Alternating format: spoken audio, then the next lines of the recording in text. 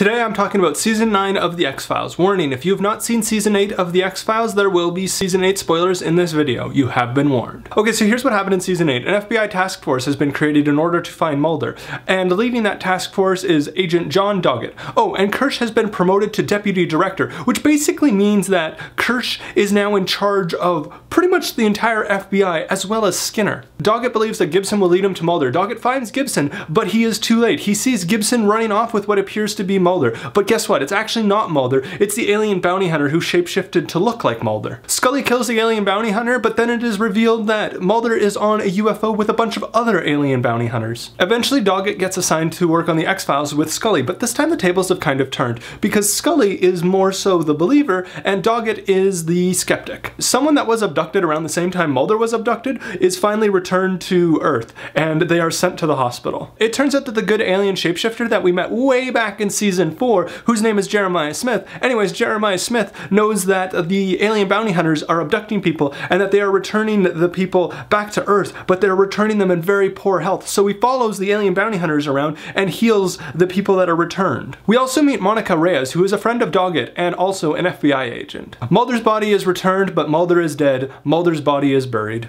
Eventually, Doggett is offered a transfer away from the X-Files, but Doggett knows that if he accepts that transfer, that Scully will be going on maternity leave very soon, and Kirsch will finally be able to close the X-Files because no one will be there to defend the X-Files. So Doggett turns down the transfer. Another person that was abducted around the same time Mulder was is returned, and they're about to do the autopsy on this person, and all of a sudden that person wakes up. That person's name is Billy Miles. Mulder's body is exhumed, and guess what? They find that Mulder is actually alive. He just has very weak vital signs. Krycek shows up again, and he tells Skinner that he may have a vaccine that could save Mulder's life. However, in order for him to give the vaccine to Skinner, he has one condition, and that condition is that Scully's baby is never born. Miles is taking a shower, and his skin is kind of just like falling off, almost as if he's shedding his own skin, and just like that, he's in perfect health. Scully figures out that Miles's DNA has changed substantially, almost as if Miles is now a new person. Scully figures out that there is some sort of like alien virus in all the abductees that are returned,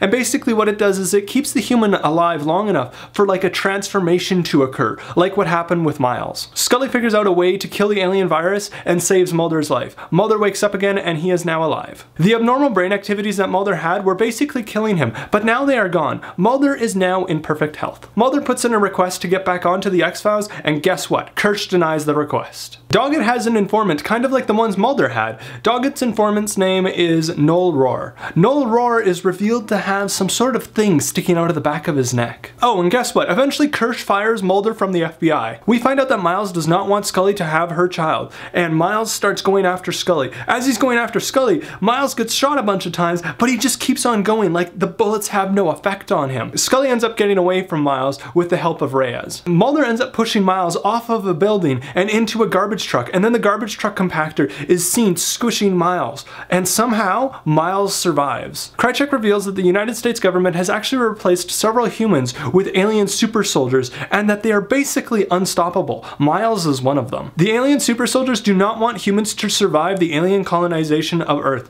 and that they have learned about the existence of Scully's child, and that they believe that Scully's child may actually be more powerful than they are. Reyes and Scully go to an abandoned town where Scully is going to give birth to her child. Skinner shoots Krycek in the head, and Krycek dies. Scully delivers her baby, and her child appears to be perfectly normal. Doggett decides to start an investigation on Kirsch, and Mulder and Scully kiss, and that is the end of Season 8. Now it's time to talk about Season 9. Season 9 really focuses on Doggett and Reyes, and it really feels like Season 9 should have been its own like spin-off show, and I think it would have done very well like that, but that is besides the point. I can't really say much more than that because anything more would be major spoilers. Season 9 also has a new intro, and one super cool thing about Season 9 is that one of the story locations is actually Calgary, Alberta. That is just so cool. Season 9 deals with things like demons, alternate dimension, amnesia, personalities, reincarnation, imagination, and much more. The episode about bed monsters and the episode about numbers were really cool episodes. Now it's time for familiar faces on the X-Files.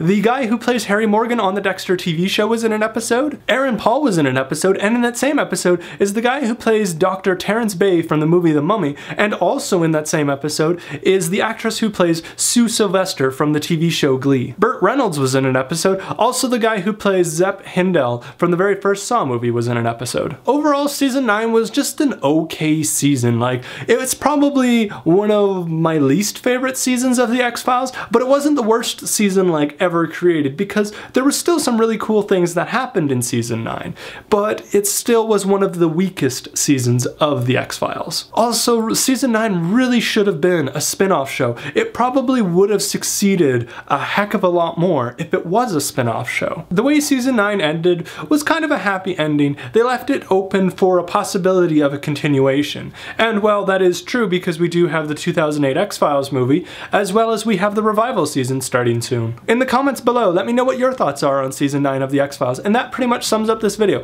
Thank you for watching. I will see you next week. Don't forget to have an epically awesome day. Bye!